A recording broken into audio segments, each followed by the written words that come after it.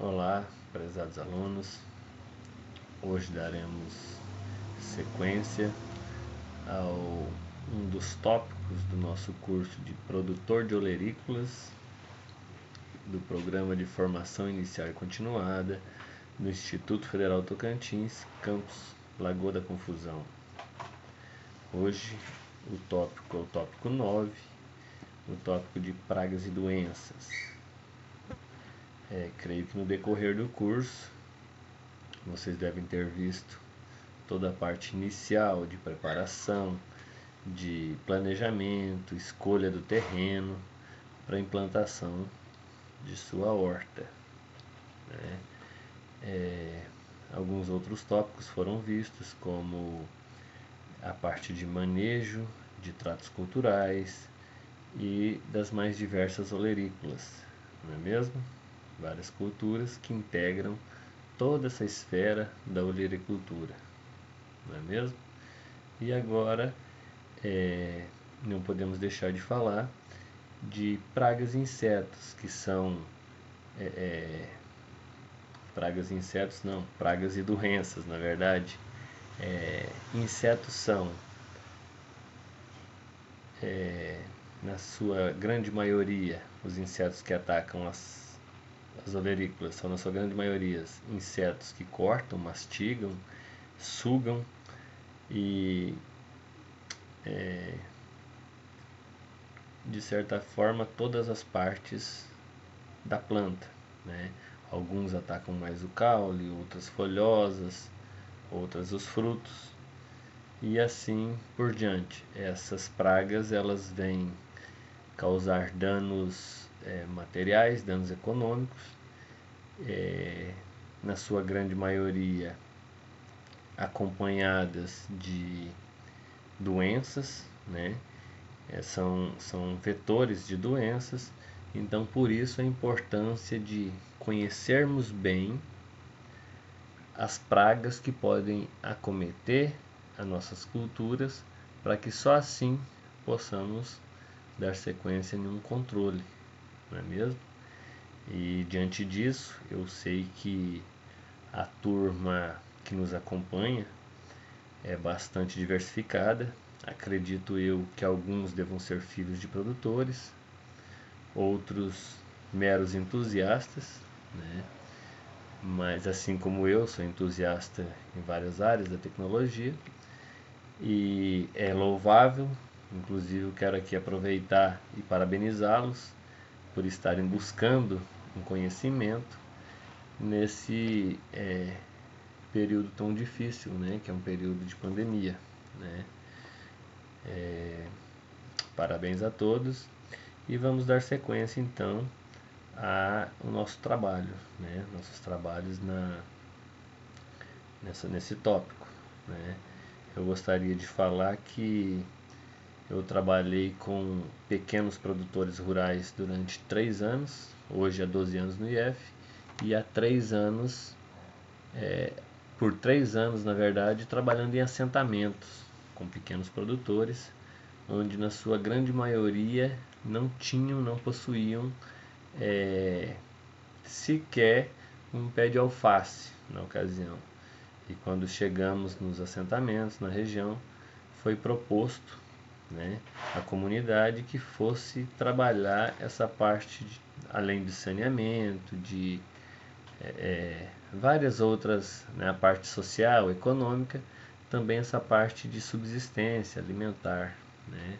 Haja vista que na sua grande maioria eles compravam na ocasião suas frutas e verduras de grandes centros como Goiânia, né? Na ocasião estávamos localizados a 1.200 quilômetros de Goiânia e mesmo assim as verduras vinham desses locais mais distantes, não é mesmo? Então assim, eu tive a satisfação de implantar algumas hortas, de acompanhar, né, todo o processo. Na verdade é um processo difícil até por se falar, porque na sua grande maioria os produtores gostam de trabalhar com gado de corte, gado de leite, e esquecem-se da subsistência, né? Que num pequeno canteiro no fundo de casa pode-se ter um alimento de qualidade, né, bem cuidado, onde se sabe, né, se consegue saber o que é que está se consumindo, né? Hoje a grande dificuldade que temos é justamente isso, né? Os produtores, em sua grande maioria, eles trabalham de forma bastante precipitada, pode-se falar, enquanto se trata de aplicação de inseticidas, herbicidas, né? Por isso eu trago até um material da Embrapa, né? Eu tinha organizado o material, mas parte dele se perdeu, então para ganhar tempo eu peguei o material da Embrapa, inclusive aproveito e deixo colocado aqui que eu vou deixar alguns links, né, com links lá da Embrapa e de outros sites que eu vejo que são sites sérios e confiáveis, né? Hoje, com o advento da internet, da tecnologia, se tem muita informação. Eu posso falar para vocês que vocês são privilegiados quanto a isso, né? A gama de informação que se tem sobre cultura, sobre métodos de controle, são inúmeras, né? Tanto é que eu quero propor aqui a vocês que dentro desse tópico a gente não veremos de forma tão aprofundada, né, toda essa parte, até porque são inúmeras pragas, inúmeras doenças que atacam inúmeras culturas, né? Vamos abordar as principais de forma não muito extensa também, até porque iríamos até o fim do ano, né, falando. Então será uma abordagem bem leve, até porque pela diversidade de público que nós temos, né? Então, assim, para que todos possam interagir e à medida que forem surgindo dúvidas durante a semana e até a outra semana, que serei eu também, na parte de colheita e comercialização, vocês podem estar abordando. Ó, professor, tive dificuldade nisso, naquilo, né? A gente vai buscar responder, né? Se não for enquanto o curso válido, no período do curso, iremos estar mandando e-mails, respondendo, tá? Fazemos questão de que possamos tirar essas dúvidas criadas durante o curso, né? E a proposta nossa é essa, é fazer uma abordagem leve e dar sequência no último tópico, né? Dando sequência aqui então, como eu já falei, pragas consistem em insetos, né? Insetos que por sua vez mastigam, rasgam, sugam a seiva das plantas, causando danos econômicos, né? E agora eu trago material justamente para falar para vocês sobre o MIP. Não sei se alguns de vocês já ouviram falar, mas o MIP é um manejo integrado de pragas. Existe o MIP-D, que é manejo de pragas integradas, manejo integrado de pragas e doenças, né? Mas eu vou abordar primeiro o MIP, né? E depois, no segundo momento, dando mais uma extensão à parte de doenças, embora, como eu já disse, estejam intimamente ligadas em algumas situações, né, de insetos que são vetores, né, dessas doenças, né? Então, vamos lá, vamos dar sequência para que possamos aproveitar bastante essa nossa fala, que é a primeira, né?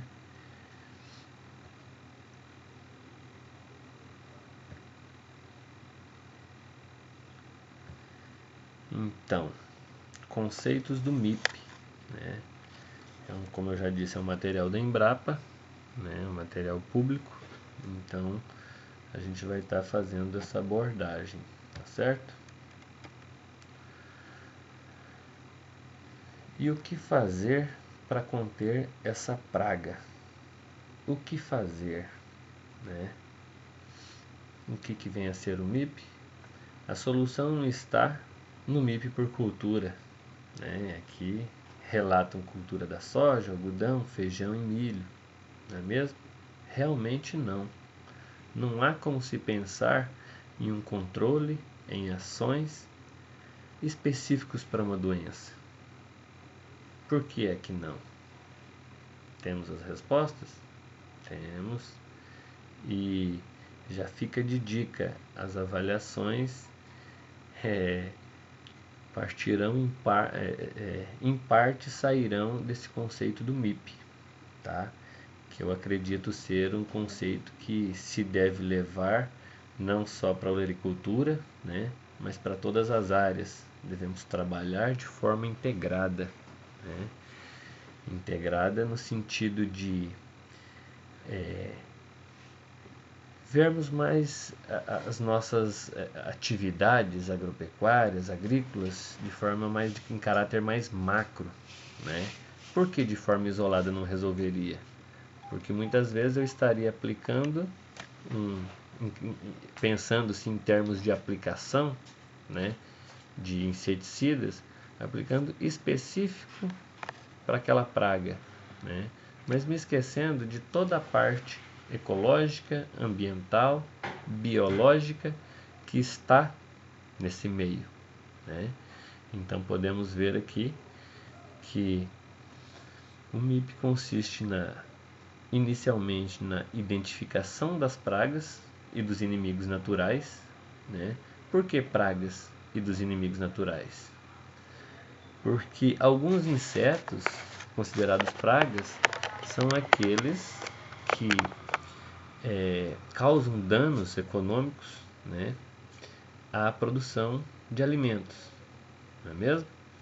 Mas existem também os insetos que são os inimigos naturais, insetos que combatem essas pragas, né, se alimentam dessas pragas, fazem uma intervenção, nesse sentido, fazendo com que haja um equilíbrio, né? Então, por que é o primeiro passo? Porque se eu não sei que praga que está afetando o meu plantio, afetando a minha produção, como é que eu quero utilizar, né? E geralmente acontece, o produtor já vem para cá, ele já vem trabalhar no controle químico, né? Nos assentamentos em que eu trabalhava, que eram mais de um, ocorria com grande frequência. E foi difícil conseguir trabalhar a cabeça do produtor a ponto de ele conseguir minimamente identificar a praga, né, de forma correta, que muitas vezes ele chegava no escritório local, doutor, foi uma paquinha, foi tal situação, passava as características e eram características que não eram bem apuradas, né?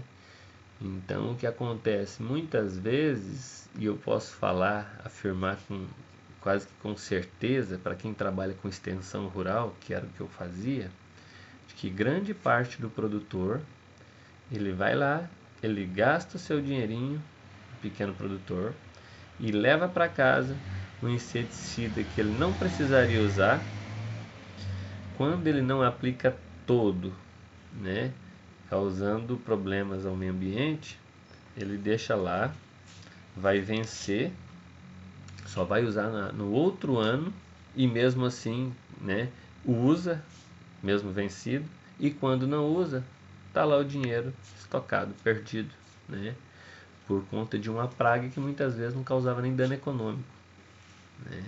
É claro que deve existir uma aplicação, um controle preventivo, mas na medida que se veja que é uma infestação que pode, né, vir a aumentar e causar um certo dano, né? Então era o que mais víamos, era justamente o produtor saindo daqui e já fazendo o movimento contrário, sentido anti-horário, né? Então, voltando lá, depois da identificação, é extremamente necessário monitoramento, né? Justamente nesse sentido, identificar a praga, conhecer os inimigos naturais, conhecer o estágio que que a praga se encontra. Se ela é uma larva, se ela já é uma lagarta, se ela é uma borboleta, uma mariposa, né? Para que se possa fazer a intervenção no momento correto, né? E para isso, então, um monitoramento, né? Se não diário, né? Semanal, mas a importância de vários dias, de ao menos uns 2 dias na semana, fazer o monitoramento é extremamente necessário, porque quando muitas vezes se propõe uma intervenção, né? Que chega-se a uma tomada de decisão, ela já vem a ser tardia, né? Então vejam a importância de um manejo integrado, né? A importância desse passo a passo, sabe? É de fundamental importância e eu já começo o tópico com pragas e doenças, esclarecendo para vocês o quão é importante esse tipo de ação, né, de planejamento, assim como a horta. Eu costumo falar que na agricultura todas as ações devem ser realizadas, todas as etapas devem ser realizadas com buscando, se não a perfeição, a otimização de recursos, a otimização de tempo, no geral, né? De forma a poder se aproveitar da melhor forma possível daquela etapa, né? Porque uma etapa mal realizada, se eu escolho, vamos citar um exemplo aqui das outras aulas, se eu escolho um terreno que não é o mais adequado, que não é um terreno bem drenado, né? Que não tem uma inclinação favorável, né? Sabemos também que se a inclinação for muito grande, pode-se fazer plantio em patamar, né? Vemos em muitos outros países aí, o próprio Japão, que existe um relevo bastante acidentado, se planta em patamar, se planta de tudo, né? Então não seria esse o problema, mas de repente um solo muito encharcado, né? Que pudesse me causar dificuldade com drenagem, né? Até poderia, sim, mas aí tendo cuidado de plantar culturas que pudessem ser adaptáveis àquele tipo de solo. Então, por isso, a importância da boa realização de cada etapa, não é mesmo? Um manejo, se eu não fazer adubação, a correção do solo de forma adequada, existe muito em assentamento essa situação do produtor ir lá, de repente tem a melhor área do assentamento, está na área do seu João. E aí ele vai lá, remove o pasto, já a pastagem degradada, e mete o escanteiro para cima, e faz, e mexe, e não fez análise de solo, né? Então, como se dirigir até um escritório, como eu chegar aqui e falar, ó, Pedro, ó seu Pedro, ó seu João, o senhor deve colocar tanto no solo, aquele solo seu precisa disso. Eu vi o professor Reinaldo comentando, e comentou muito bem a esse respeito, que as orientações que ele estava dando eram orientações paliativas, né? Que não, assim, só poderiam ser dadas realmente com precisão através de uma análise de solo, né? É claro que se sua área se tiver 2, 3 canteiros no fundo de casa, não se faz necessário, né? Não se faz necessário fazer uma análise de solo para uma área pequena, né? Micro, né? Para quase que consumo próprio. Agora, quando você já pensa em implantar alguma fazer um empreendimento que seja já em caráter comercial, aí com certeza recomendamos que seja feita uma análise, né?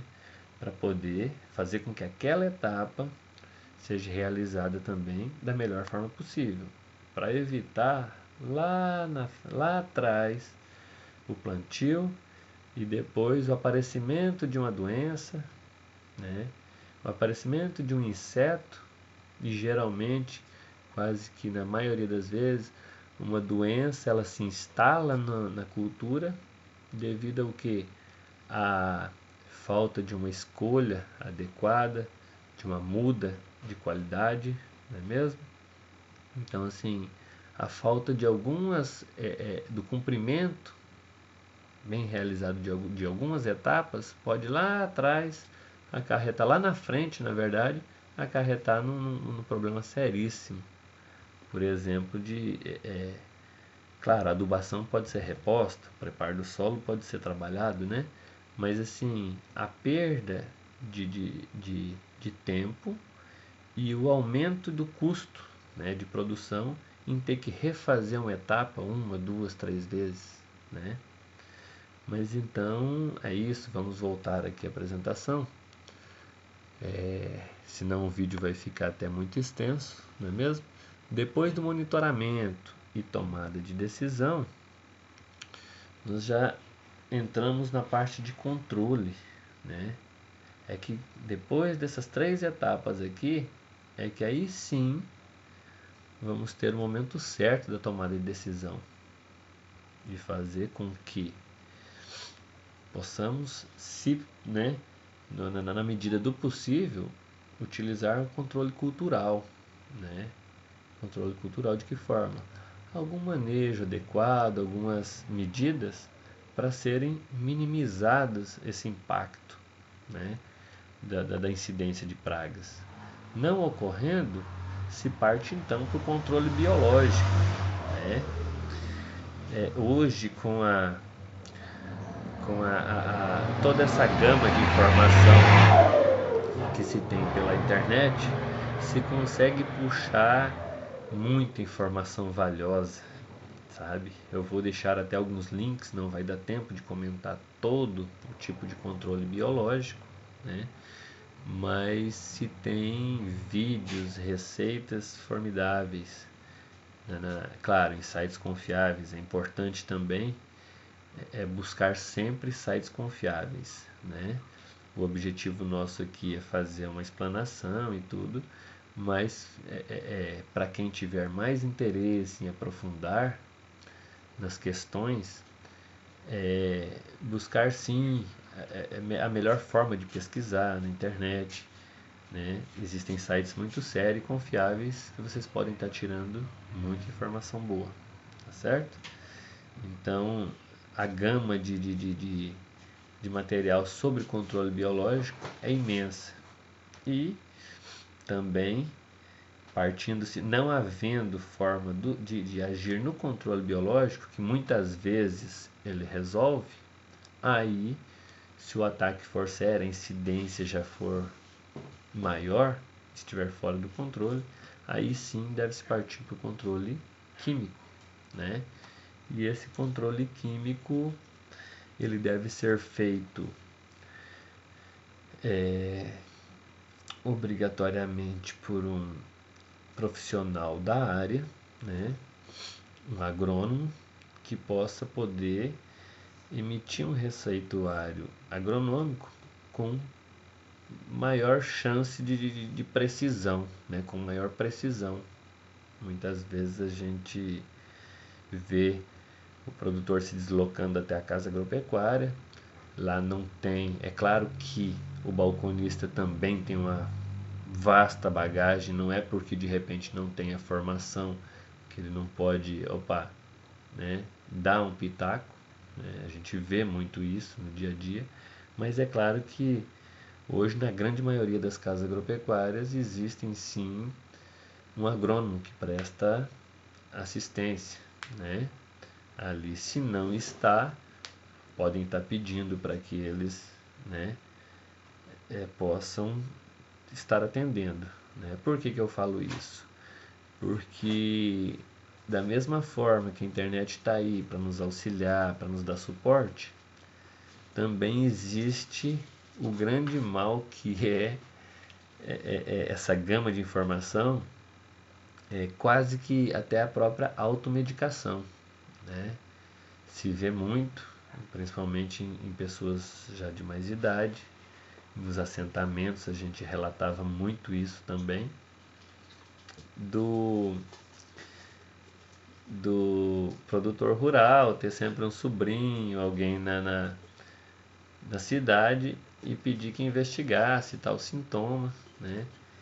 E assim tá se medicando, né? Acontece muito do produtor ir lá comprar um inseticida onde não sabe qual que é a dosagem, né? E fazer a aplicação de forma incorreta, jogar dinheiro fora. É o que se vê também, é a situação do além do né, jogar dinheiro fora, é aquela situação que se vê muito, que é desculpa, eu desconcentrei aqui, é a situação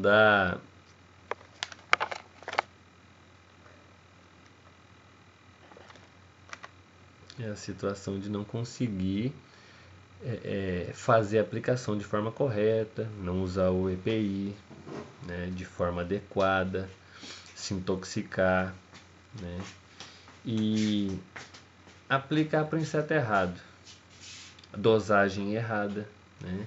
O grande problema muitas vezes é a autodosagem ou a falta dela na, na, na, na gana de querer se economizar em produto, se aplicar a dosagem muito menor, né? E isso acontece quase que diariamente.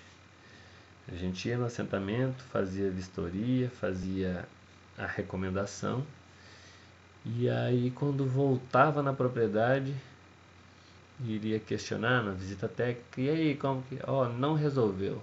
Não, mas por que que não? Né? Me explica, né? Na verdade, a gente fazia quase um trabalho investigativo na, na, na- no assentamento. E isso é bem corriqueiro, é bem normal quando se trata de assistência técnica de produção rural, né?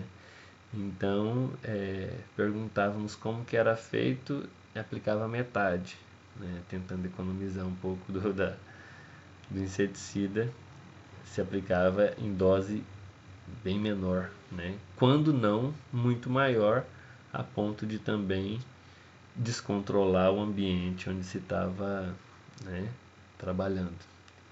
Mas vamos voltar aqui. Por isso eu falo, então sempre que possível consulte um engenheiro agrônomo, né?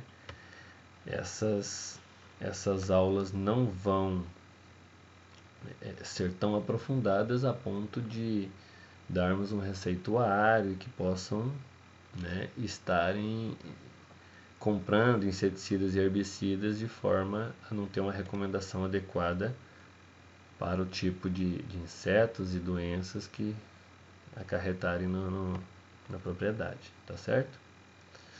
E o que fazer para conter essas pragas? O foco, né, tem que ser no agrossistema da região. Por que isso? No sistema de produção, aqui tem um milho, uma soja, um algodão, mas facilmente pode ser colocado uma curcubitácea aqui, uma alface, né? Por que isso? Porque na verdade não se deve fazer um controle, em se tratando de MIP, apenas daquele inseto, né? Apenas a... Por que é que não?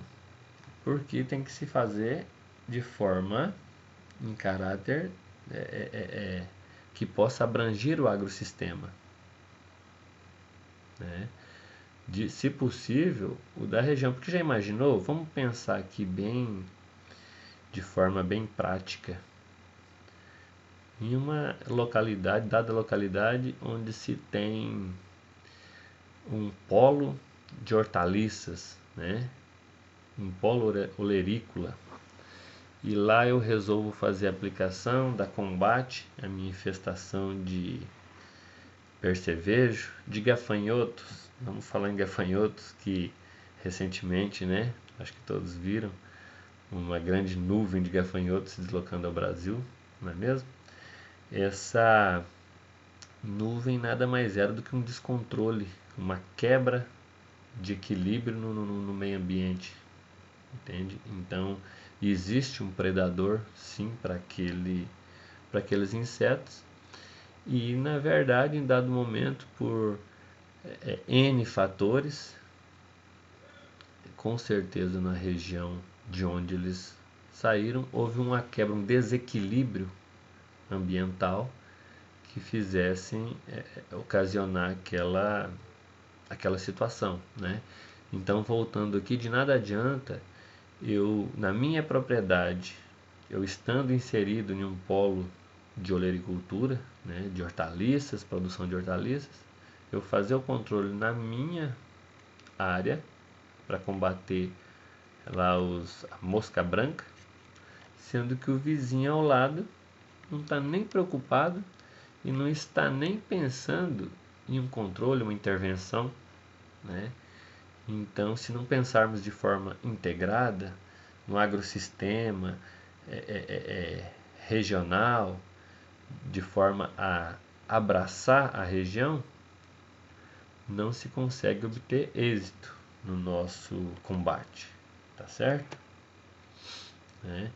Então aqui eu vou passar um pouquinho mais rápido, né? O MIP é um sistema de manejo de pragas que se associa ambiente, dinâmica populacional das pragas, né? E utiliza de todas as técnicas possíveis e apropriadas que sejam de forma compatível e que possam manter a população de praga em níveis baixos, né? Baixos a ponto de não causar um dano econômico, né? Que é essa grande vantagem do MIP, não é erradicar, né? É conseguir manter em nível baixo para que se tenha um equilíbrio, né? Se tenha um equilíbrio ecológico e sem a causa de dano ambiental, né?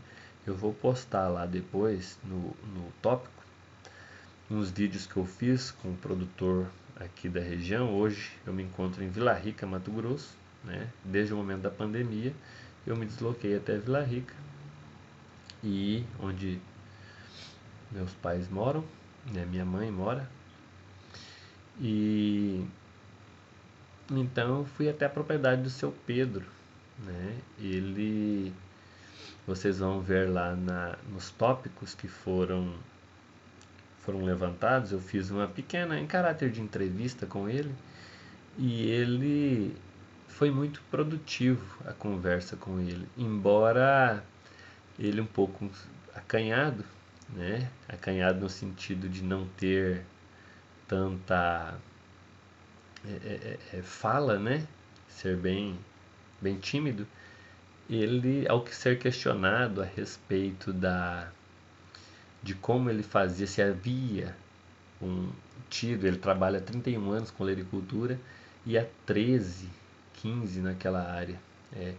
Eu perguntava para ele o que ele achava como que era o ataque de insetos, e ele foi bem categórico em falar que ele não usa herbicida, não usa inseticida. O controle do mato, das ervas daninhas, ele faz de forma mecânica. Ele trabalha com meio hectare, um pouco mais, e o que ele faz são manejos na horta dele, né? É um manejo integrado, né? A ponto de ele não precisar aplicar o nível de infestação que ocorre na horta dele é baixíssimo. Então ele mostrava lá um canteiro com 50 metros por 1,20, 1,10, ele ter 3, 4 pés de alface comprometidas, sabe? Então assim, eu não faço controle porque eu manejo muito bem, e falando com total segurança. Vocês vão ver nos vídeos, né? Eu achei bem interessante porque partiu dele. Ele quer partir mais pro ecológico, mais pro livre de agrotóxico, né? Até porque também é um filão do mercado, existe um mercado crescente, né? Nessa pandemia ainda mais, né? Então assim, ele tem trabalhado de forma isolada, quase que sem assistência, até pediu que eu voltasse na área para conversarmos mais, né? Mas eu achei fantástico o sistema de manejo que ele adota para evitar a incidência de pragas, certo? Então, está aqui o MIP, né? É esse conjunto aqui de controle cultural, biológico, controle comportamental, né? O controle genético, o varietal, que não pode, né, deixar de existir, deixar de ser falado, e o controle químico, né? Já mais por último, embaixo, formando uma base, e uma base que deve ser sólida, que configuram as condições de ambiente, né? Ou seja, todo o agro ecossistema, né? Os níveis, os níveis de controle,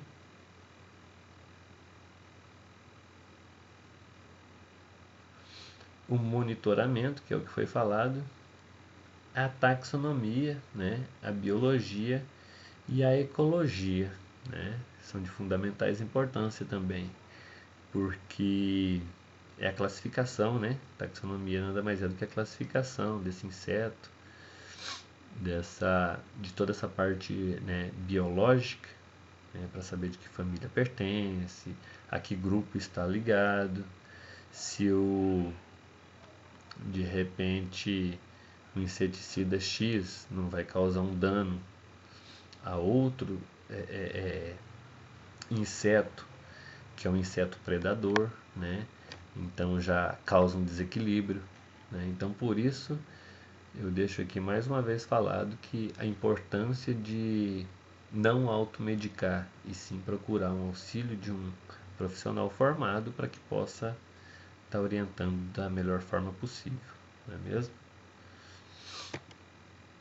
Né? Então, quais são as bases do MIP?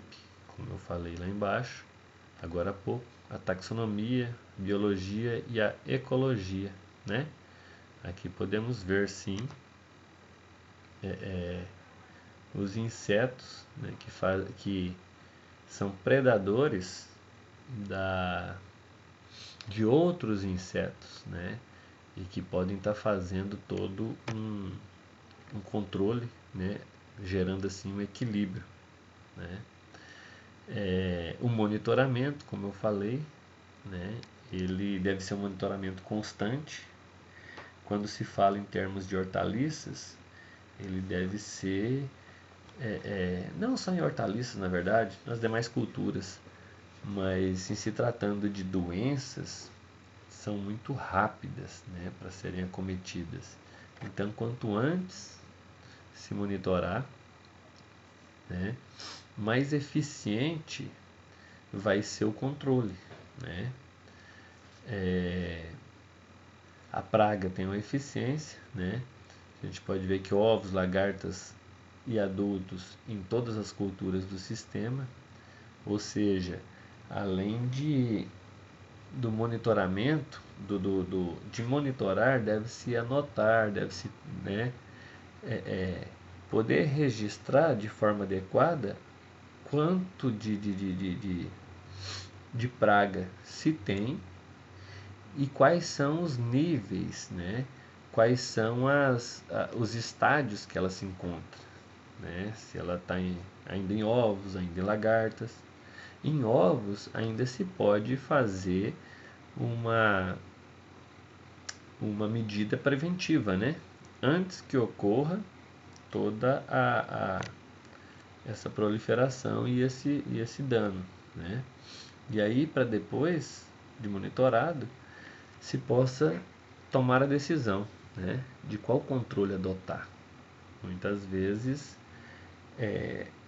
o monitoramento é feito de forma falha e o que ocorre é que uma intervenção biológica já não é mais possível, né, tendo que acarretar em um controle mais incisivo, né, no caso, um agente químico, tá certo? Tá? Então, ainda em se falando de bases do MIP, né, os níveis de controle. E como que se faz os níveis de controle, se não através da projeção desse possível dano, né? Então, através da amostragem, se define se vai gerar um dano ou não, né? Se não, retorna-se para a amostragem. E se sim, aí sim parte-se para o controle, né? Aqui nós temos um gráfico que ilustra bem, né? Ele é um gráfico em função do tempo, né? E da densidade populacional, que também é muito importante. Porque se eu tenho a densidade populacional bastante baixa, pode passar o tempo que for, qual é a necessidade de fazer uma intervenção? Nenhuma. Eu estaria jogando de repente dinheiro fora, né? Então por isso, novamente, é uma coisa que é um ciclo. Se eu consigo identificar a praga, o estágio que ela está, né? E a quantidade, a densidade populacional, eu sei falar se ela, aonde é que, qual é o nível que é tolerável para que eu não, né? Aqui se fala em nível de controle, é o amarelinho aqui. Então, se eu tenho a densidade populacional baixa e ela fica oscilando aqui, e eu tenho bem certo, bem definido o meu nível de controle, eu consigo levar a minha cultura desde o primeiro dia ao último sem fazer sequer uma intervenção, né? Que é o que basicamente o seu Pedro faz lá no sítio dele. Vocês vão ver no vídeo. O nível de controle que ele adotou é em cima do prejuízo econômico, né? De um dano econômico. E ele é tão irrisório que ele sequer faz combate. Agora, claro, ele me relatou também que ele faz uso da cauda bordaleza quando necessário, da cauda com fumo, com sabão, né? Então, assim, essas receitinhas todas a gente acha com muita facilidade. Eu até iria fazer um vídeo explicativo, mas tem tanto material bom que acaba sendo mais do mesmo, né? Desnecessário. Mas é só, eu vou deixar alguns links para que vocês possam verificar, tá certo? Então aqui, no caso, o nível de dano, né, tá bem acima do nível crítico, ou seja, eu consigo trabalhar minha cultura sem maiores problemas, né? Por isso essas três bases sólidas aqui são muito importantes, né? Percebam que são dessas três ações que eu faço na minha cultura, na minha cultura não, na minha propriedade, na região, que eu consigo ter lá no final da minha produção um lucro, né? Porque eu consegui conciliar todos esses fatores aqui, tá certo? Né? Aí aqui o quarto fator é a condição do ambiente, né? O agrossistema, a fenologia, a nutrição, o estresse da planta, tudo isso eu tenho que saber também, né? Não adianta eu, Fabiano, dormir hoje e falar assim, amanhã eu vou me transformar no maior agricultor, no maior olericultor aqui da Vila Rica. Vou ficar aqui em Vila Rica, Mato Grosso, né? Embora se tenha um conhecimento a respeito de toda essa situação, de todo esse eu ainda tenho que buscar mais informações no sentido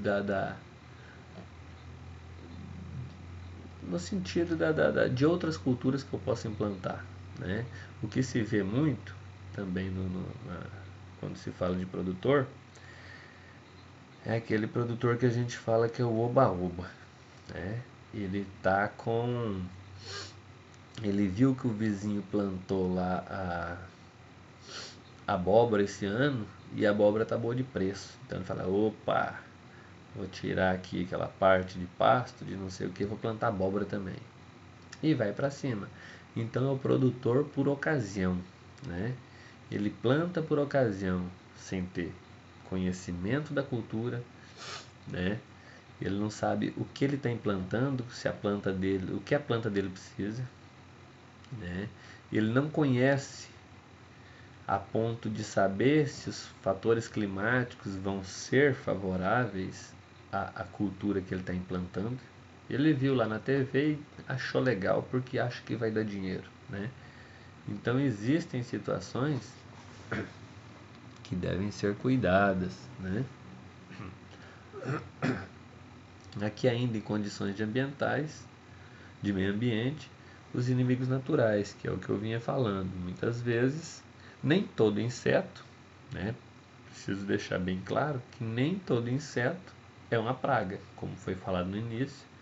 Existem muitos inimigos naturais que favorecem um equilíbrio, um controle dessa infestação, né? E na prática quase não se vê quando não se adota o MIP, né? Na prática se vê no primeiro aparecimento de inseto, vai lá, se compra o inseticida, se aplica de forma superdosada ou, né, subdosada e não resolve o problema, desequilibra, né, todo o ecossistema, certo? Então muito cuidado na hora de fazer alguma intervenção com o uso de inseticidas, viu? Agora vamos para os pilares, né? O controle cultural, ele mantém na área de refúgio, manter na área de refúgio plantas BT, né? Manter culturas alternativas. Por que culturas alternativas? Porque as culturas alternativas, elas fazem com que desvie o foco do inseto, elas fazem com que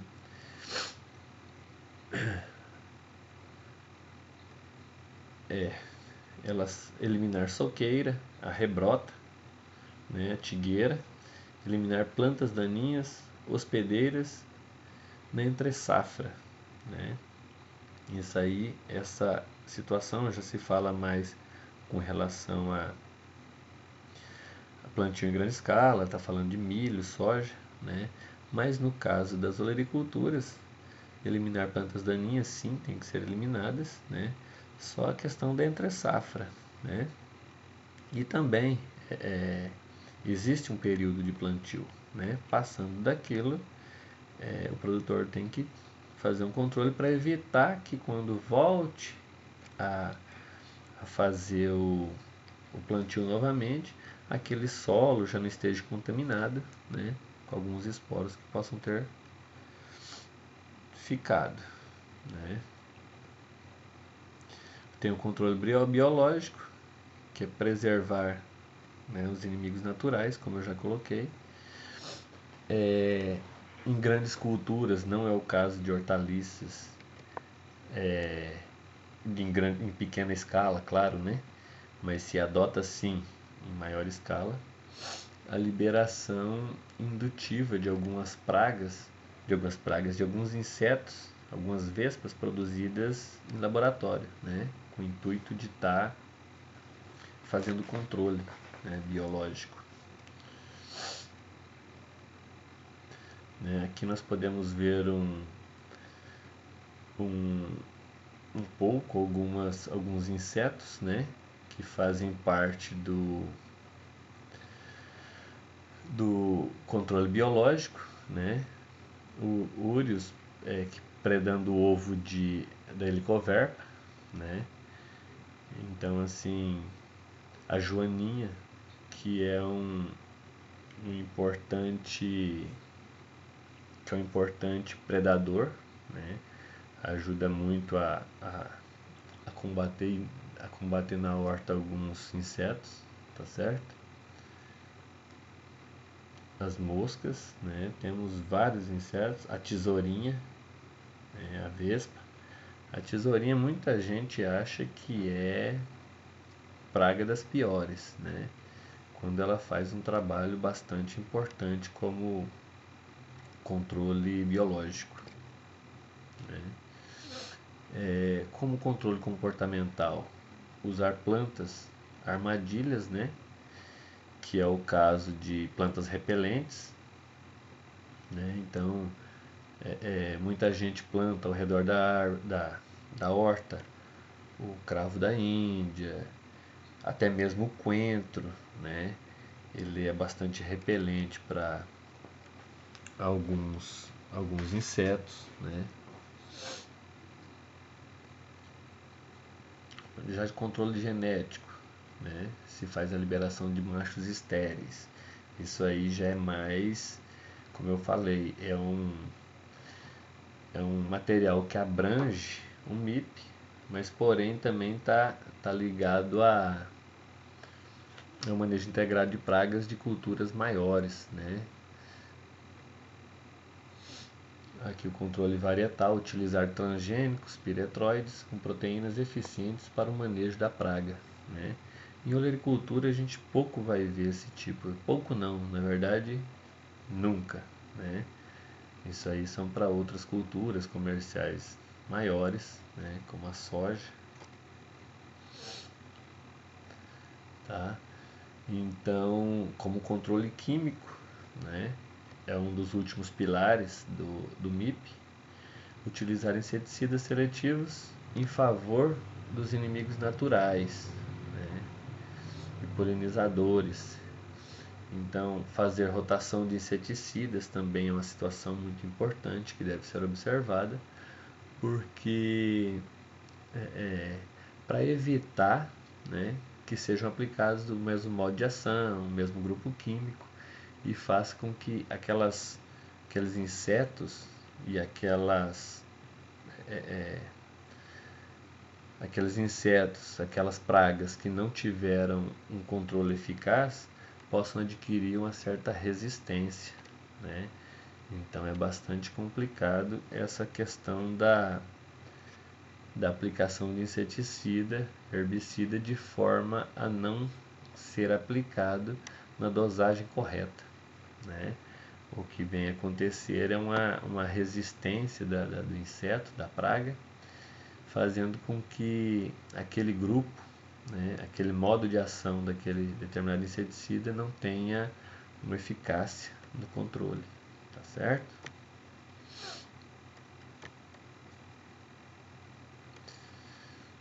Tá, então, já fechando aqui o monitoramento, né, ele deve ser feito de que forma? Através de armadilhas, né, com inspeção de plantas, né, para poder se levantar a quantidade de ovos, lagartos e as injúrias, né? E isso se faz nos talhões, nos canteiros, tirando-se algumas amostras no decorrer dos canteiros, né? A presença do uso de armadilhas para tomada de decisão é necessário, né, como eu falei, para fazer o levantamento da presença de forma precisa desses insetos na lavoura e para a presença dos insetos e também aquilo que eu falei, que conseguir avaliar qual que é o estágio do inseto que o inseto se encontra, porque muitos são colocados ali, né, ovos, viram larvas, lagartas, e muitas vezes quando o monitoramento não é feito de forma adequada, o tempo passa e o dano é certo, né? Então aqui onde monitorar, né? A gente vê aqui inúmeras pragas, né, sendo citada. deve ser monitorado praticamente toda a planta, né? Por exemplo, na parte mais inferior, você tem a broca da raiz, o percevejo, né? Mais acima os pulgões, ácaros, a curuquerê, que é a lagarta, né? O bicudo da lagarta, os ácaros. Então, assim, praticamente deve ser feito um levantamento de toda a planta, né? Para que seja um levantamento eficaz, né? E é possível, hoje com a tecnologia, inclusive eu baixei dois aplicativos para avaliar, né? Para fazer avaliação, dois aplicativos para identificação de imagens, né? Através de inteligência artificial, né? Que é muito utilizada hoje nessa área da agricultura, para poder fazer a determinação do tipo de inseto, né? E eu ainda estou avaliando para poder, inclusive fica também aqui já a dica que pode ser cobrado, viu? Em alguma avaliaçãozinha a esse respeito, né? Aqui o tipo de controle, né, a ser feito, a localização é muito importante também, só que claro, em se tratando de hortas pequenas, áreas pequenas, isso aqui não, né, fica desnecessário. É utilizado mais em grandes áreas, né, para poder monitorar e fazer todo o povoamento desse, tá certo? Com relação, o vídeo já vai ficar um pouco extenso, mas com relação à tomada de decisão, né, para que se possa avaliar os níveis de decisão, né? Aqui se fala em recomendação para soja, baseada em programas australianos, né? Mas nada impede de que seja feito um trabalho dentro da propriedade para se poder fazer esse levantamento, né? E com níveis de ação, né?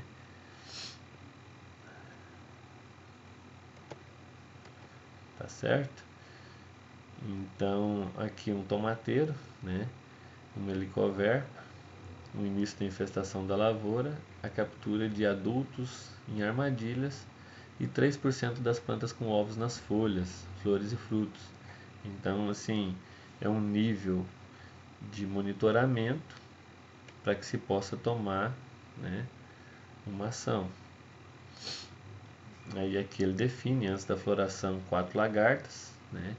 Ele passa o pano, 4 lagartas no pano ou 30% de desfolha, né? Então aqui ele avalia de duas formas. Ele coloca o pano embaixo do tomateiro, ele bate, embaixo do feijão, na verdade, ele bate, ele mexe. Se caiu 4 lagartas no pano ou 30% de desfolha, ele já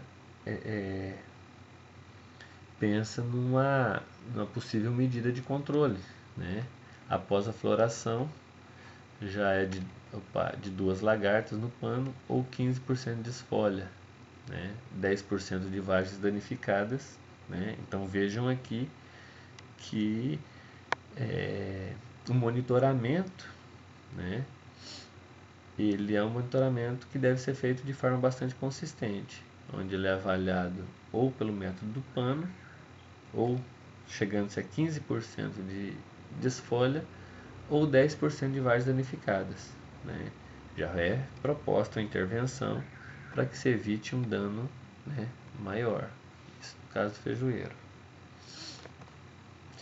E para controle cultural, tem o objetivo de plantas hospedeiras, né, voluntárias que possam ficar ali e fazer quase que atrair aquela praga para esse tipo de planta, para evitar um pouco, tirar o foco um pouco do dano comercial e ataque na planta principal, né? Dessecação sequencial sem inseticida, eliminação da ponte verde na entre-safra, redução de janela de plantio, né? eliminar plantas daninhas hospedeiras de pragas, né? Tudo entra em controle cultural. Algumas dessas situações aqui se aplicam só a, por exemplo, aqui, ó, soja, algodão, na pós-colheita, né? Destruição de restos culturais, se aplica em horta, adoção de vazio sanitário, também é bom ser feito quando a infestação do solo está por nematóide e já é uma infestação maior, né? Então, fazer o revolvimento do solo várias vezes no ano para ver se expõe um pouco esse solo mais a incidência solar, né? Para diminuir a. Tudo isso faz parte do controle cultural.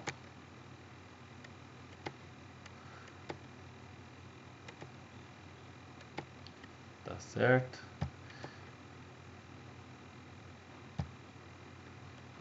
Então, pessoal, era o, o vídeo de hoje é sobre o MIP, né? Eu consegui falar sobre algumas coisas ficaram a ser faladas, mas isso nos próximos vídeos a gente vai estar colocando, né? E no próximo vídeo um pouco sobre pragas e um pouco também sobre doenças, tá certo? Eu vou colocar o material até no fim da semana, né? E é isso aí. Tenham bons estudos.